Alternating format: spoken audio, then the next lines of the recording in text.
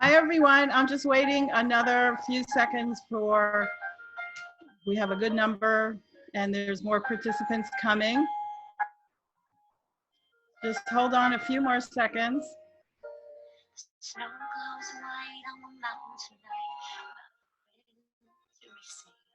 Okay. Do you recognize the music?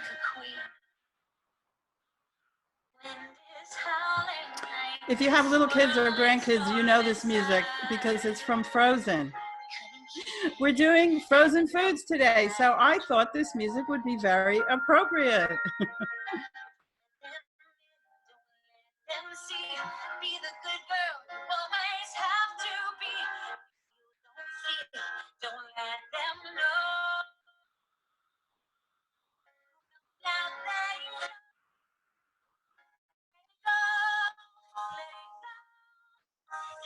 Okay, that was a good song, but let's get started. I am so happy to be here with you, even if I can't see your lovely faces. So I can't see you, I can't hear you. You can wave to me. You can use the Q&A for any questions. I see a nice wave. Hi there. So just quickly, I won't be checking the chat. So use the Q&A if you have any questions. And I'll get to the questions at the end. And then certainly if sometimes there's a lag or a freeze that you can't hear me, certainly just put in your question in the Q&A and I will be checking for that as we go along.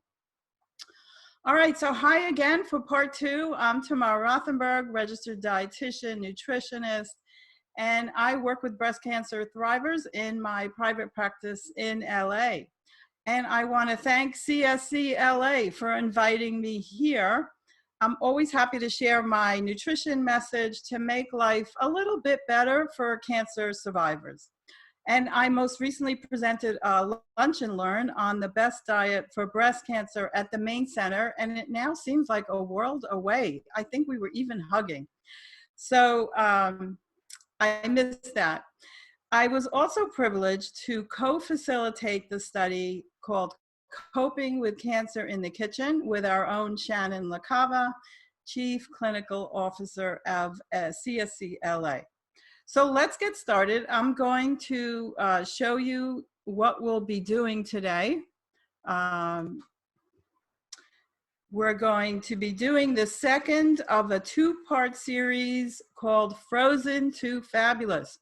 Learning how to turn simple frozen ingredients into delicious meals in minutes.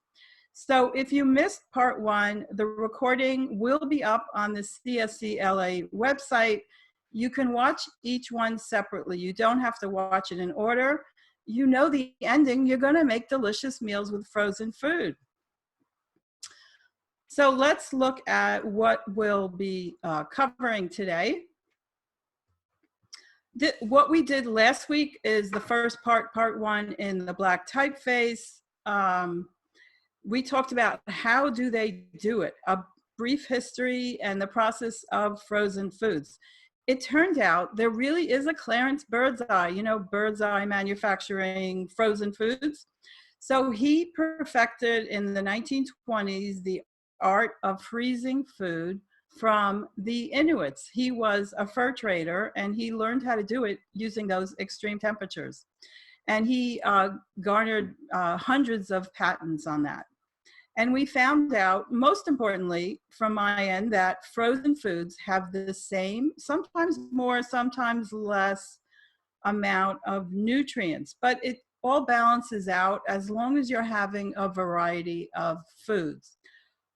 So down below, you'll see in blue, part 2. We're going to talk about, does frozen food retain important nutrients such as antioxidants? The same as fresh food? And that was a great question that I got in part 1. So I dug deep into the research because antioxidants specifically addresses cancer survivor needs. So we're going to go over that. We're going to answer that question. And then we'll move into using and storing freezer staples for delicious meals. Now, I find that's the roadblock with people, why they're really not using frozen foods, because, you know, the different textures or flavors. So we'll learn how you can save money and store them for the best use, so there's also less waste. And then, of course, the fun part, we're going to put it all together, and I have some great recipes to share with you. So first, just a quick disclaimer. Obviously, this is not medical advice. It may not be appropriate to you. It's just a kind of a general overview. Check with your medical team before making any dietary changes.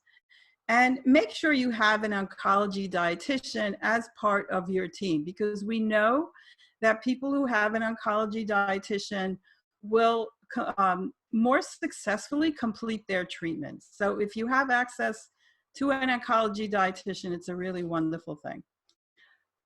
This webinar will be about an hour long, and I'll be able to take your questions at the end. Just a reminder, use the Q&A for that, and I will certainly get to them. I love all your questions, so I will get them at the end of the presentation.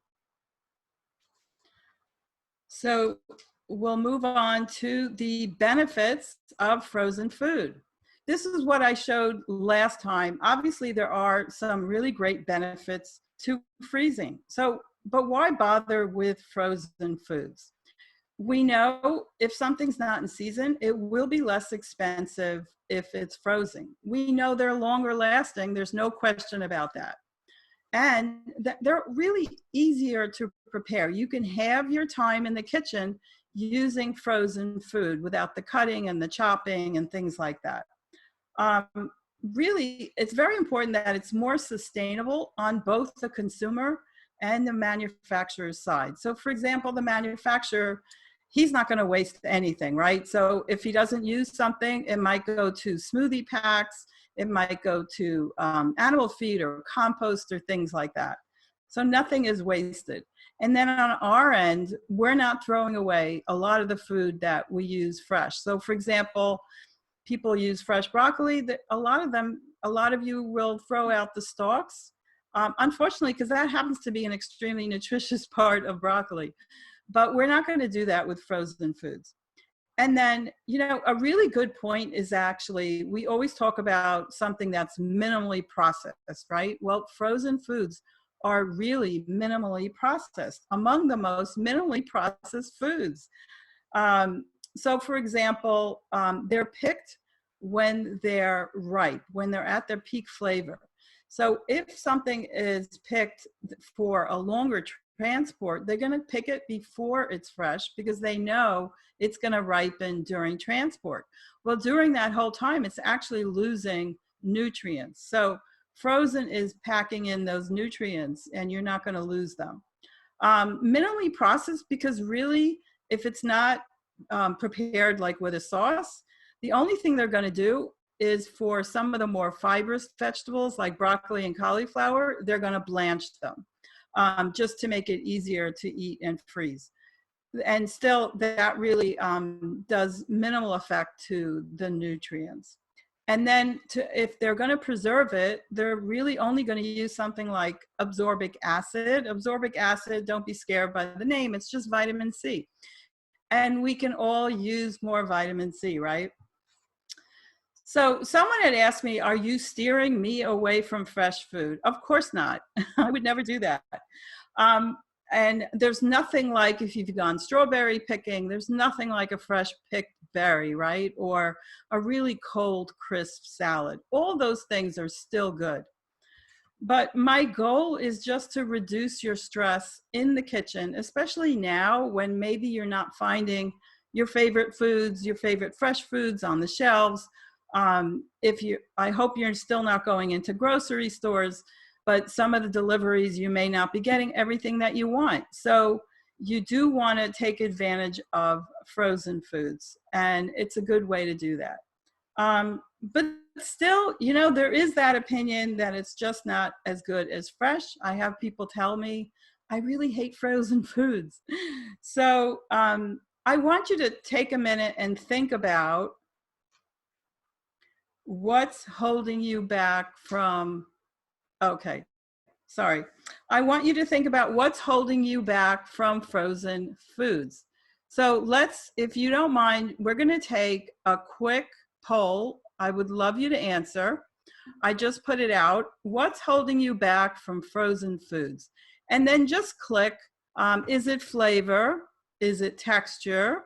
Do you think maybe it's not as nutritious? Or do you not have enough freezer space?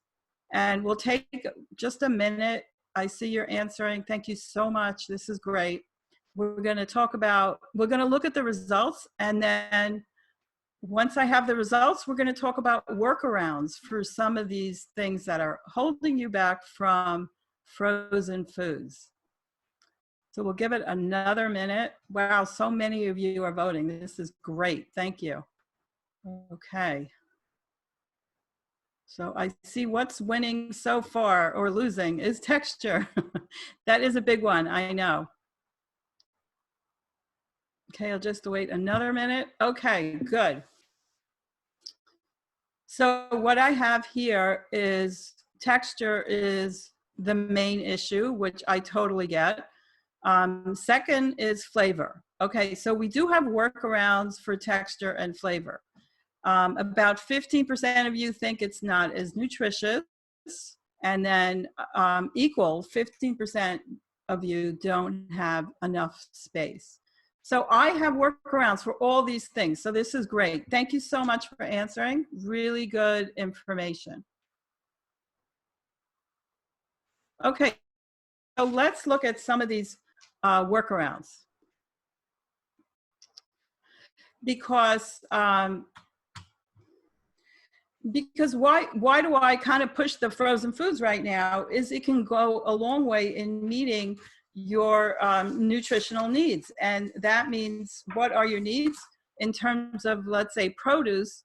You want to, the recommendations are to have 1 to 3 cups of veggies a day, and in addition, 1 to 2 cups of fruit every day.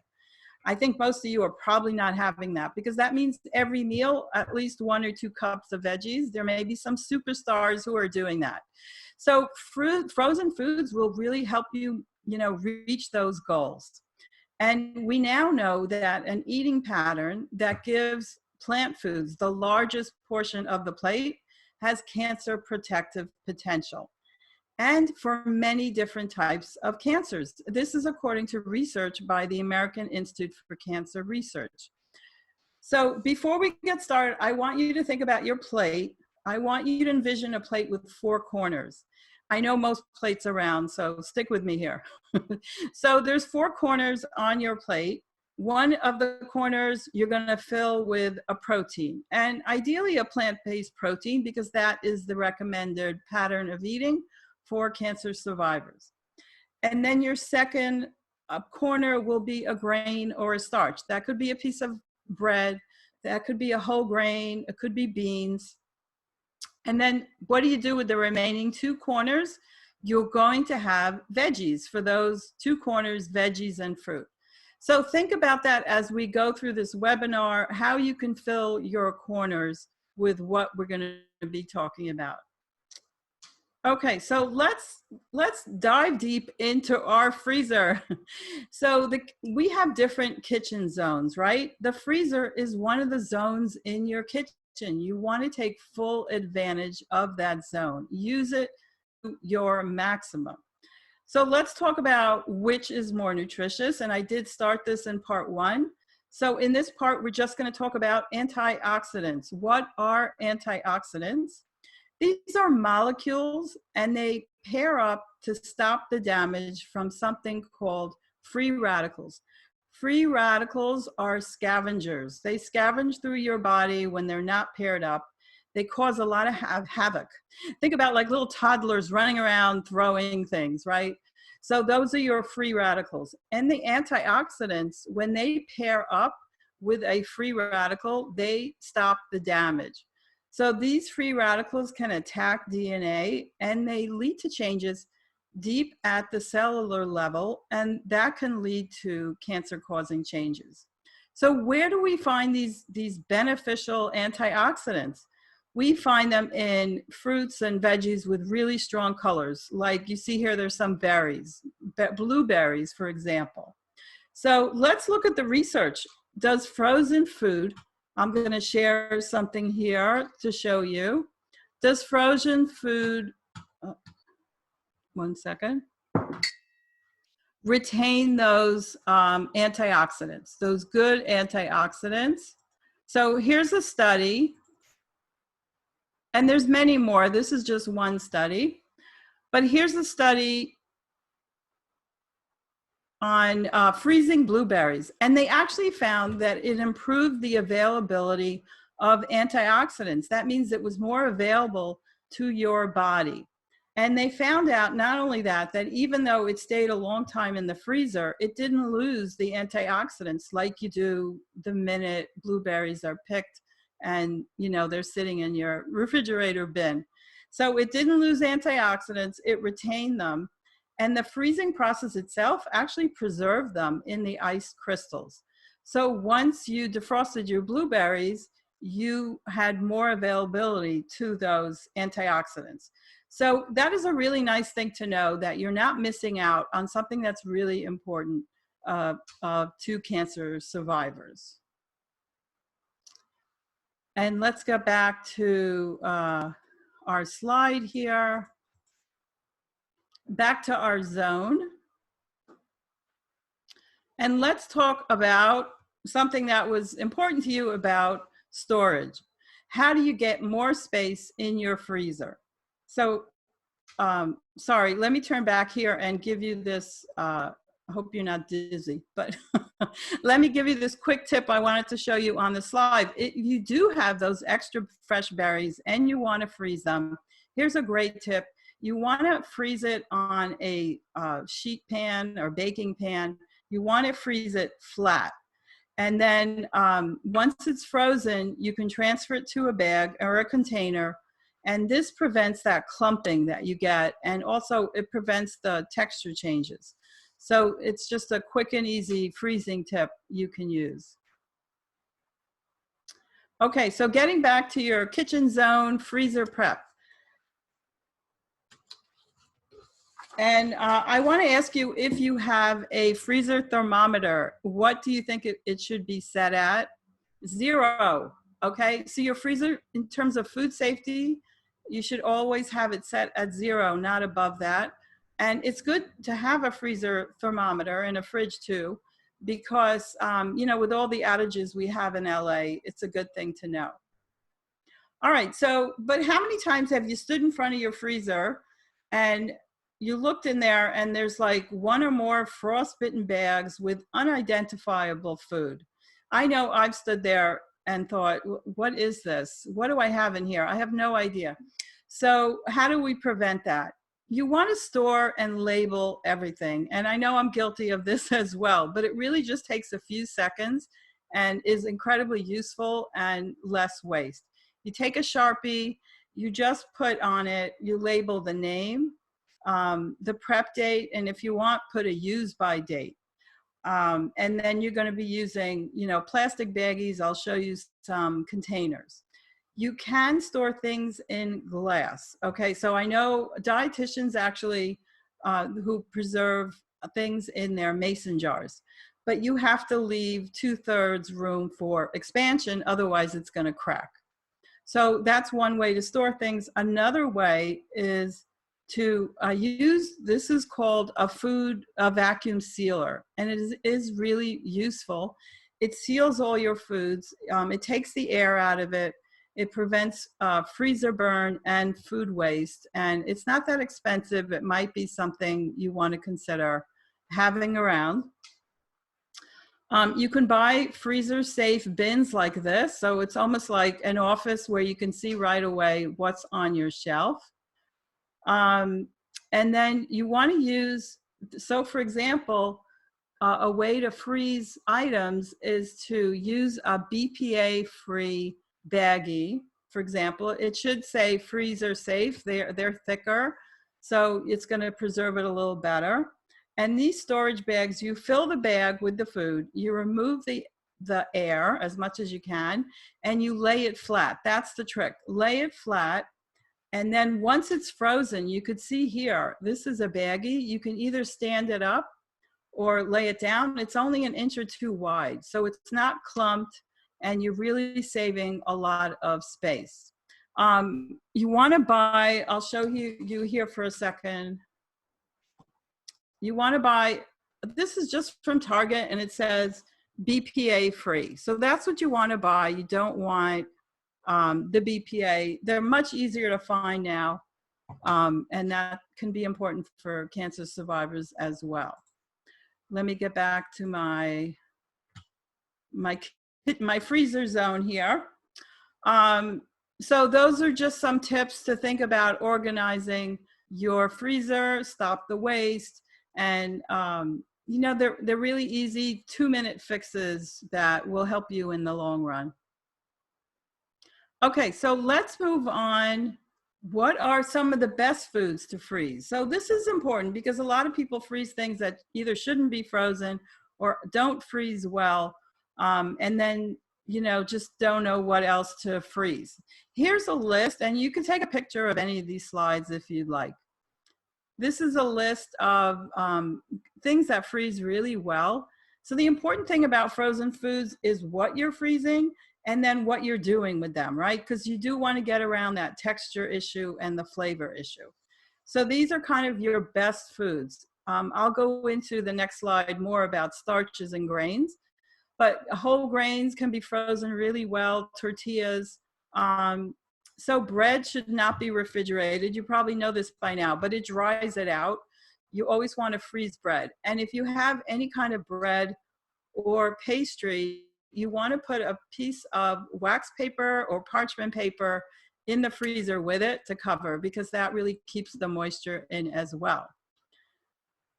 Your veggies, this is a great list. For example, butternut squash. It's such a great time saver. You don't have to peel it and cut it. Really easy, especially if you're in active treatment. You don't, you know, you have a lot of fatigue, so you don't want to sit there and cut a butternut squash. Buy it frozen, use it. All these veggies. So for example, now you could buy chopped frozen onions, another great time saver. Edamame is a great protein source, green beans, and of course peas, corns, and mixed bags.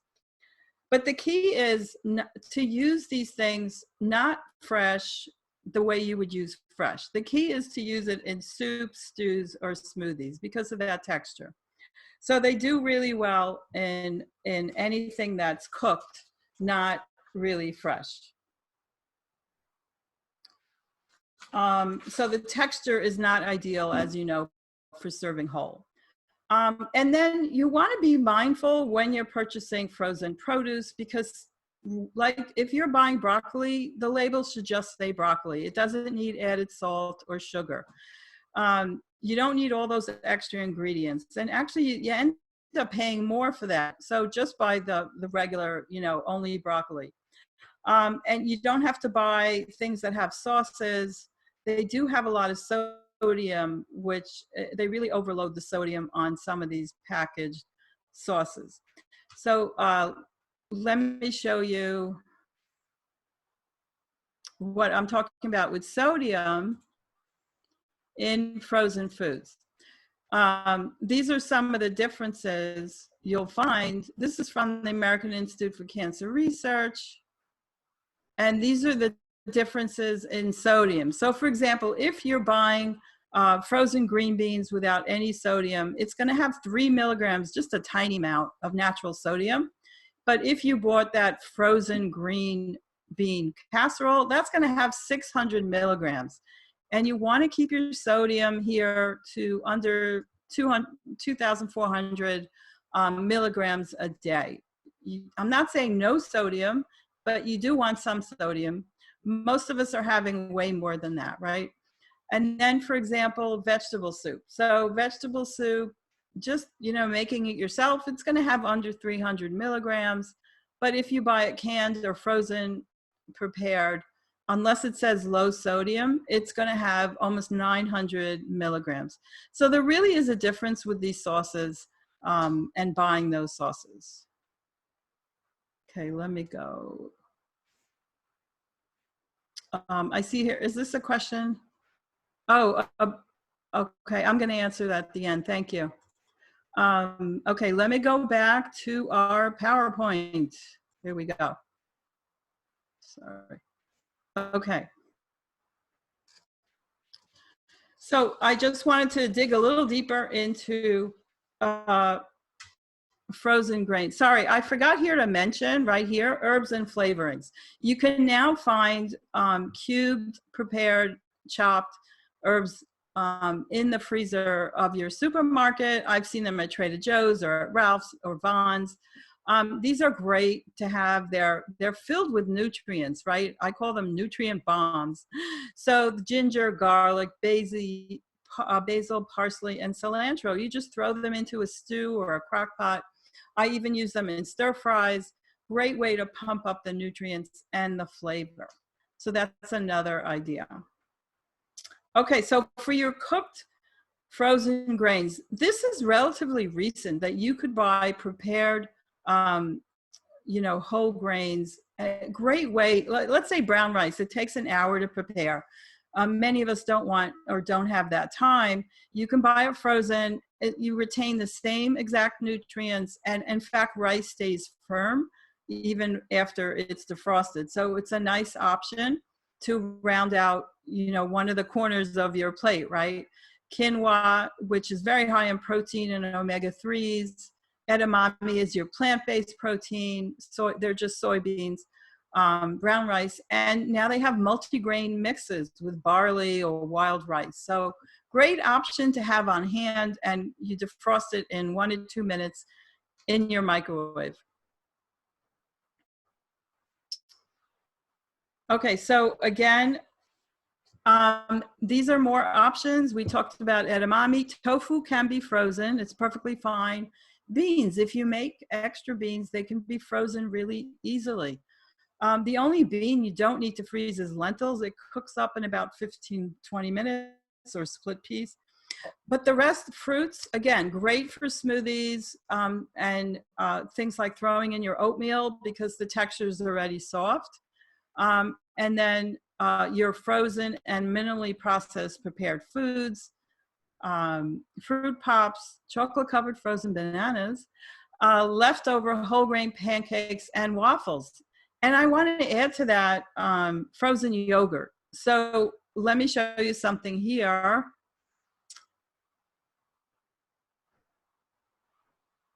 Let's see, where am I? Okay, so frozen yogurt retains its probiotics. Now, there are no federal regulations about probiotics, so you really don't know how much you're getting. But it turns out that if it's already in the yogurt, whatever number, it stays in the frozen yogurt. So obviously this is a dessert, but you're getting, you know, you're getting something out of it. So what you want to look for is this label. This is a voluntary label by the National Yogurt Association. It's right here. It's called the Live and Active Cultures. If you see that label, for example, here it's on Chobani, that means the product actually has active cultures. These are probiotics, which are great for gut health. Here's another look. This is what it looks like.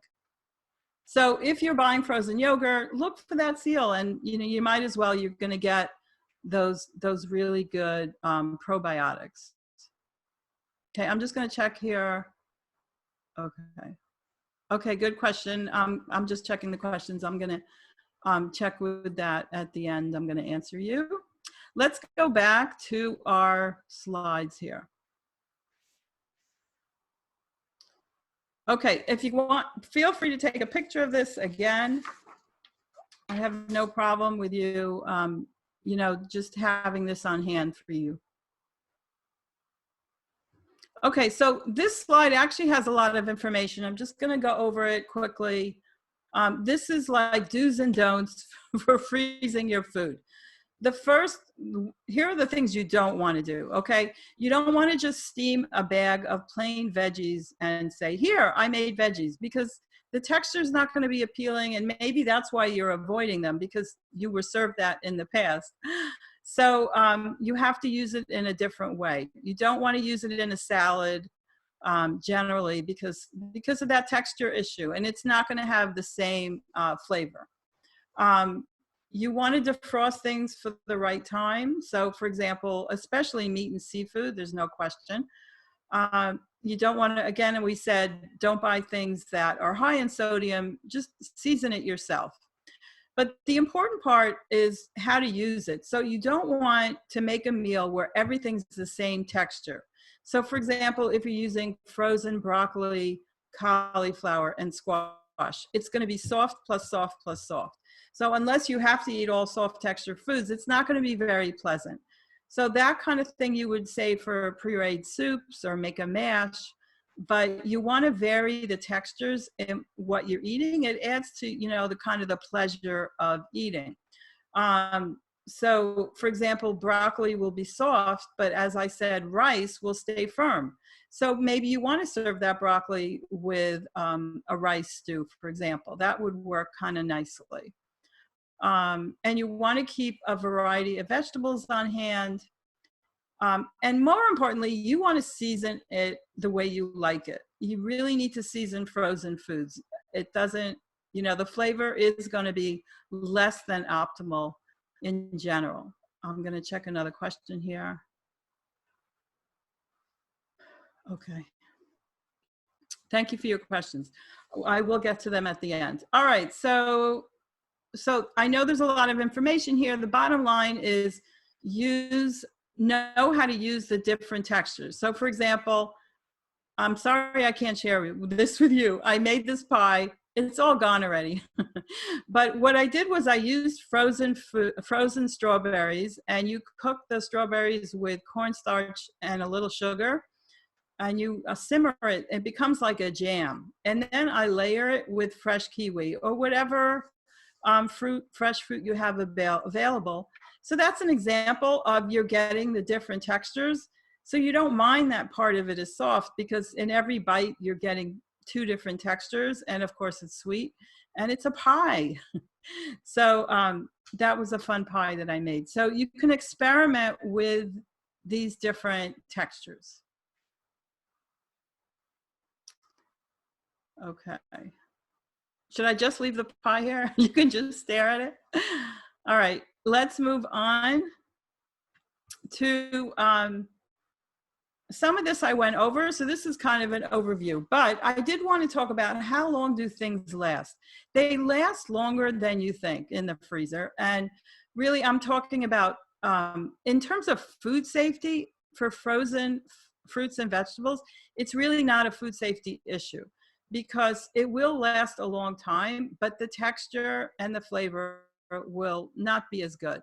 So things like fresh herbs, they're great for a whole year. Anything cooked is good for 6 months.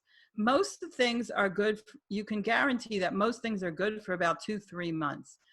So anything like roasted vegetables or any cooked item, homemade stock, homemade sauces. So all those are good for at least 2-3 months.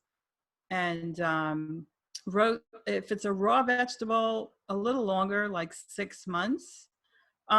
Peeled bananas, which you can use for smoothies or banana bread. It's like I hear everybody's baking banana bread during this pandemic. So that's good for 6 months. They turn black, but you're going to use them in a baked item, so it doesn't really matter. And again, you want to line your baking sheet with some kind of parchment paper, because then that prevents the clumping when you lay it flat, and then you don't even have to wash the pan because you use that parchment paper. So easy cleanup. And use your freezer for things that you don't typically find, or that you really love, but they're not in season. So think about what you'd like to have on hand in your freezer to keep your meals the way you like them, right? Okay, so again, you could take a picture of this. All right, so Here's a list that I prepared that I'm giving you. You can download it from my website. I'll show you how. It's a list, a great shopping list of plant-based kitchen essentials. And this has a freezer section. So your vegetables, your fruits, nuts and seeds are fantastic. They really last a long time in the freezer. And then prepared foods. So let me show you where to go. Let's see. If you go to my website, Tamar Rothenberg, rd.com, you can just type in my name. It's gonna load here, and you're gonna see a button. It's taking a little while to load. Here it is, where it says download your list of kitchen essentials. You would put your name and email, and you'll get the file right away. Okay, so, and then the link will be, I think, in the chat as well. Okay. So let's get back to, so I think this is a handy list to have, especially now. So, you know, kind of, and you can add your own notes here as well. So have fun with it. All right. So are you ready to get to recipes? This is the fun part. Okay. So I don't know if any of you have used chia. When I use them in my nutrition group, everybody's like, what do I do with this? But in the end, they all love it. So let me show you an example of what I bought. This is a huge bag, but it's from Costco. It lasts a very long time in your refrigerator. And these are chia seeds.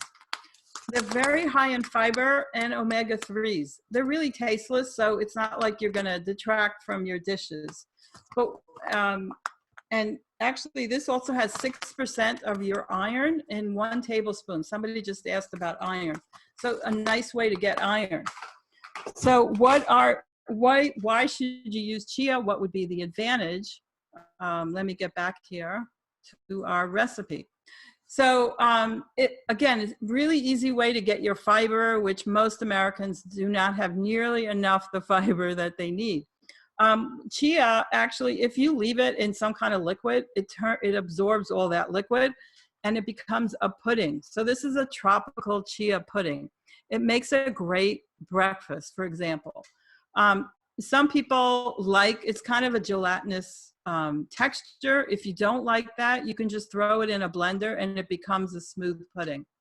This is wonderful to have on hand. You prepare it the night before and then you let it sit overnight in the fridge. And here you can use fresh or frozen mango. That would be the frozen ingredient.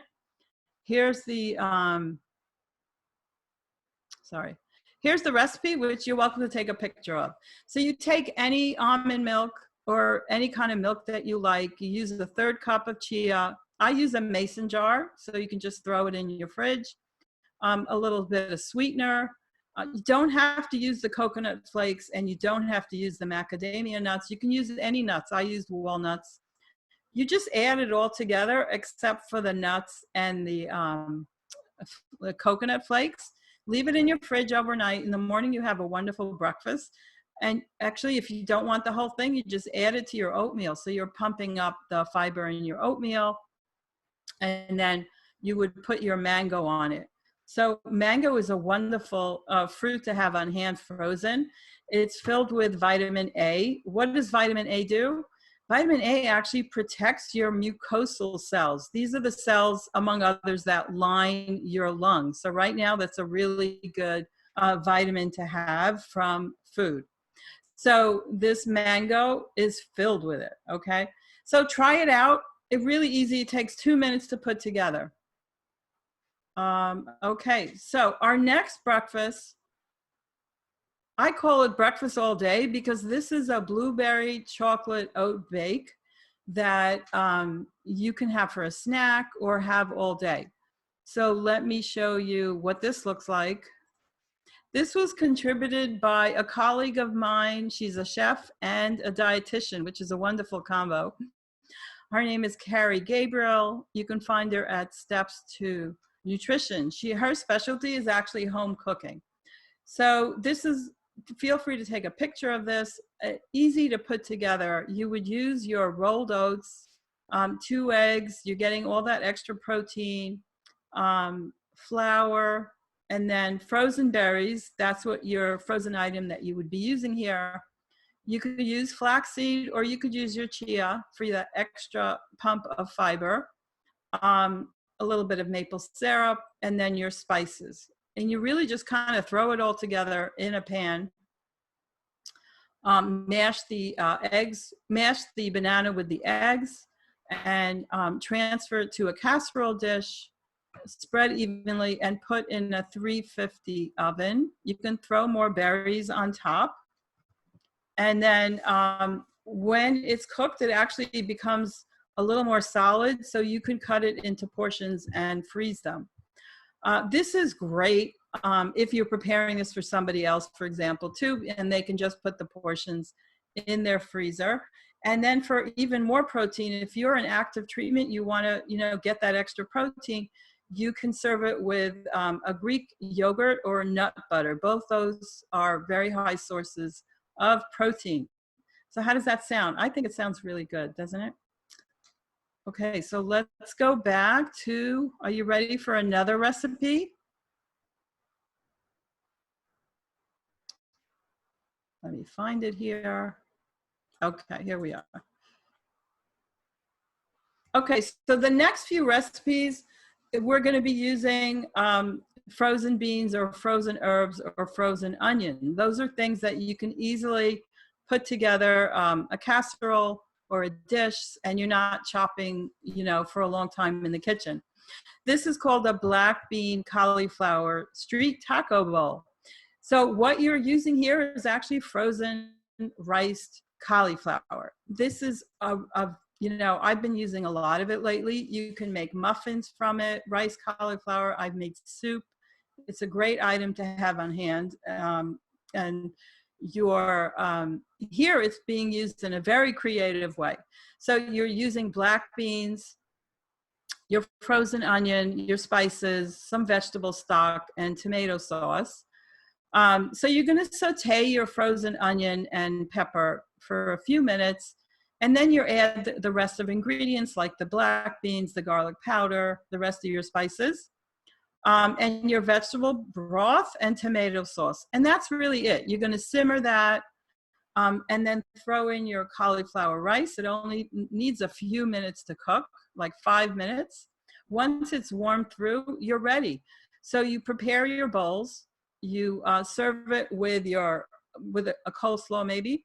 Your taco rice mixture is ready over the slaw. Maybe you want to add some sliced avocado or some good fats and some fresh lime juice. It's a really flavorful meal that you're using your frozen foods and getting all those different textures that we talked about. Okay, so the prep time is really quick. Your cooking time is about 30 minutes. That's it. And this one serves 4 people. Really nice dinner, a fun dinner, I would say, too. Okay, let's see. We have time for another. This is a great recipe to have on hand. And here you're using frozen zucchini noodles. So this is relatively new also in the frozen food section. You can find what's called zoodles. So it's zucchini noodles. You can also find butternut squash noodles. Again, really easy to use. And beets. Beets are great to add to pasta sauces, beet sauce, because they're already red, so nobody knows they're in there. So here, you're really just using a lot of spices. You can use canned or fresh mushrooms, and you can use frozen lentils or cook the lentils. Again, I said they're really quick, so this goes fast. So really, you're just going to, again, saute your onion, add your canned mushrooms, and then add in the spices here. Feel free to take a picture. You're putting in your crushed tomatoes and vegetable broth. You simmer for 10 minutes. That's it. Then you're going to add your lentils. The lentils are already cooked, so you're really just warming this for about 10 minutes. And then you're going to saute your zucchini noodles, and you have a wonderful bowl for dinner. It's very filling. It's high in fiber and iron and nutrients. So really nice warm bowl to have for dinner. And this serves for also, I believe. Okay. I'm just going to check the questions again in case. Okay. Okay. Oops, sorry. All right. I think we went over this. So this is called a vegetable Bolognese.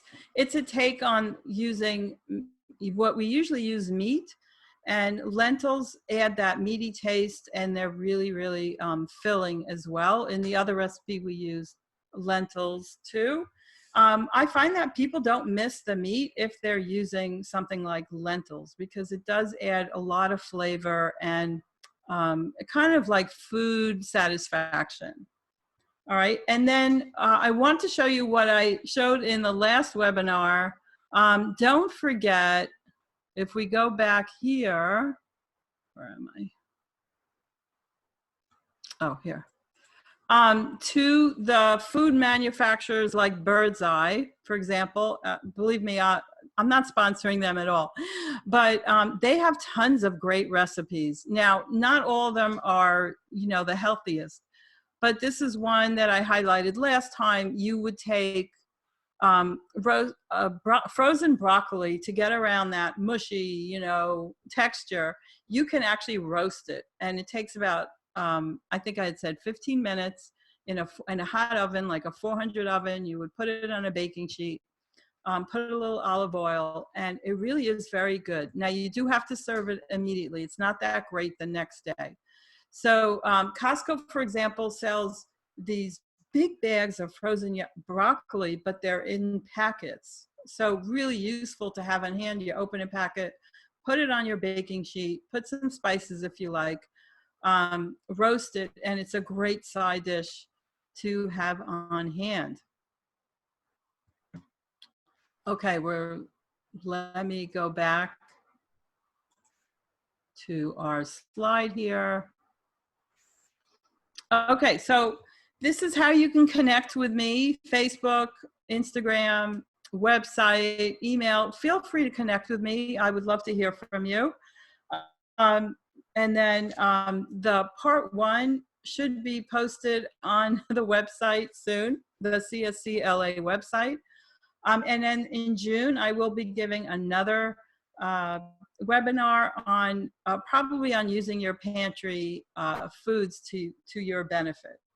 So feel free to connect here. And then finally, I just want to ask you, you can just put that in the Q&A. What 2 frozen foods do you think you'll start using this week? Has any of these spiked an interest in frozen foods that you think you can use? And just type them in the Q&A and we'll go over that.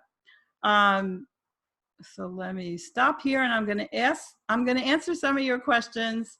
And I hope you'll join me again for the next series, even though it's in June. It's not that far away. So let me go over some of the questions here. What's in here?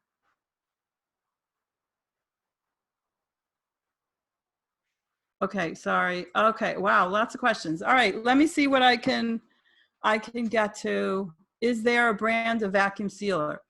No, actually, I don't have a brand that I particularly like. I think there's like, you know, the standard ones are just as good. Fruits and veggies to help with iron. So actually, the chia seed I had talked about, any of your dark leafy greens are great, right? So we know spinach, but think the dark leafy greens. Those have a lot of iron. Okay, I thought soybeans and soy products were not good for cancer survivors.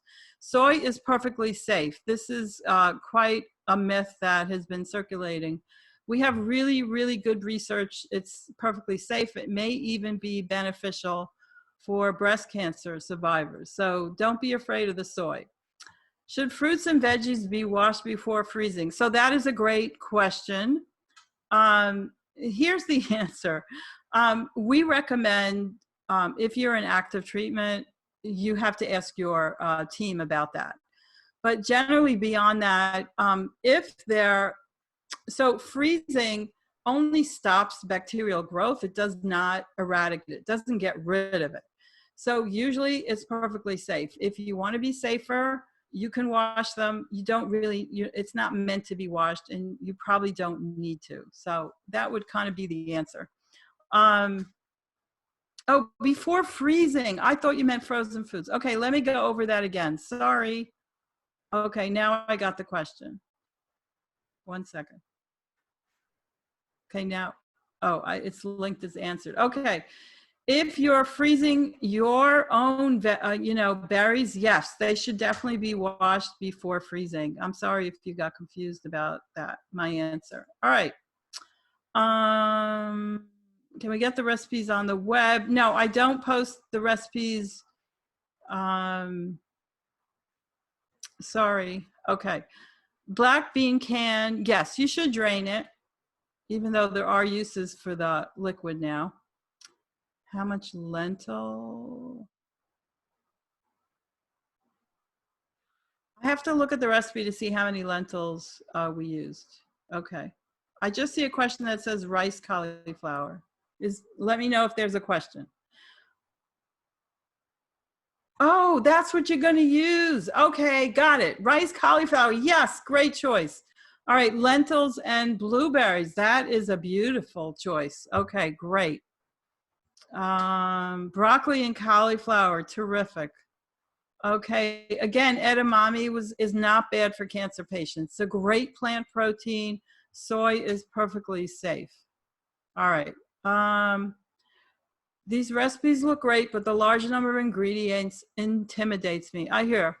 Any good recipes with just a few ingredients. So you don't have to use all those spices and everything else. Let's say if you wanted to make the pasta dish, you would just put in a pasta sauce and some lentils and the frozen zucchini. It would be perfectly fine like that. So don't feel like you have to use all those ingredients. Okay. How long does it take to defrost frozen mango? Nothing, like literally nothing, a few minutes. If you want to, make it quicker, you could put it in the microwave, but it's mushier. So really very quickly, it defrosts. While you're preparing the chia pudding, you take out the frozen mango. By the time you prepare it, it'll be good. Okay, so let me go back to the recipes and see what it said about lentils. How many lentils? I think it was a can. Oh, this just says lentils. Okay, it should say a can. Good catch. You are on the ball, you people.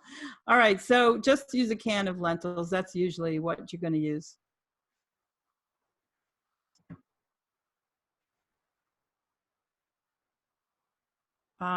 Okay, let me see if there's any other questions. How long do you cook the lentils? Okay, so canned lentils and frozen lentils are already cooked, so you don't need to further cook them. It would just be warming them up.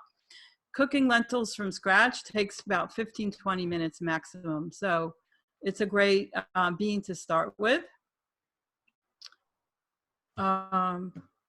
Okay, we have a few more minutes. If you still want to ask questions, feel free.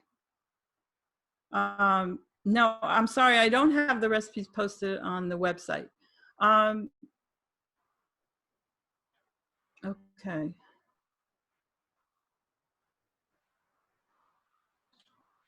Okay, let's see what else.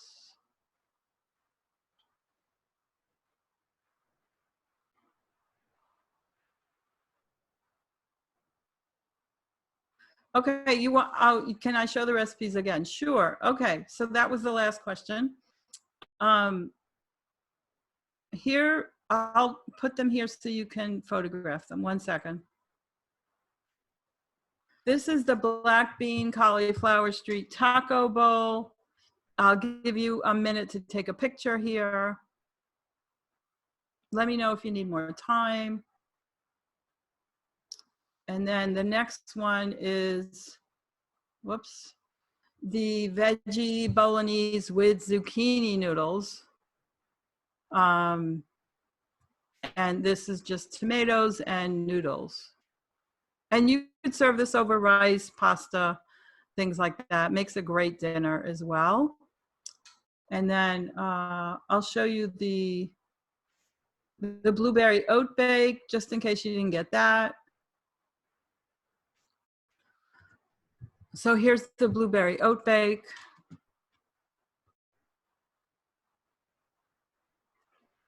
And by the way, this has chocolate chips.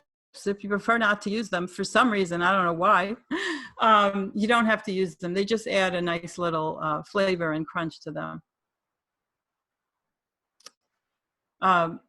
Let's see, frozen berries, blueberries. You can use any berries in this, by the way. Just blueberries are just a nice antioxidant boost.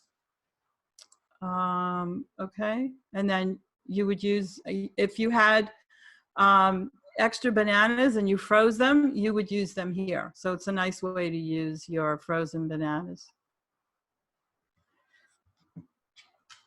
And then the final recipe was the, where am I? Was the tropical chia pudding. So here that is. Again, if you don't have overnight, if you don't want to leave it overnight, it takes about 4 hours to gel for that texture that you want. So you would take about 4 hours instead of overnight.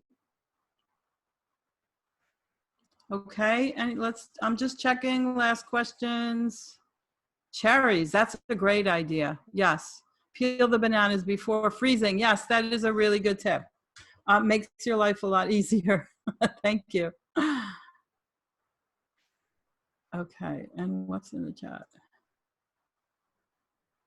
Okay, I think that's it. So let's stop here.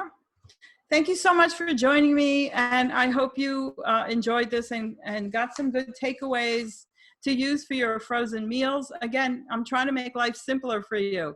So, we learned that it's perfectly nutritious, and you need a few workarounds to make the frozen food works for you. So feel free to email or DM me, let me know if you have any more questions. Thank you so much. And I hope to see you again in June, which is not so far off, and maybe we'll all meet in the center. Who knows? Take care. Bye-bye, everybody.